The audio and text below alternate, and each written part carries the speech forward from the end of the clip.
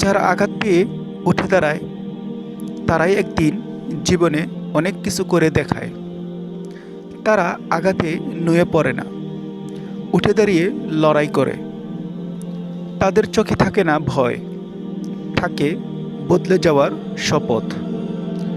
যতই কঠিন হোক, হার মানে না তাদের মন। কারণ ভাঙা মনের ভিতরেই জন্ম নেয় ইতিহাস গড়ার স্বপ্ন।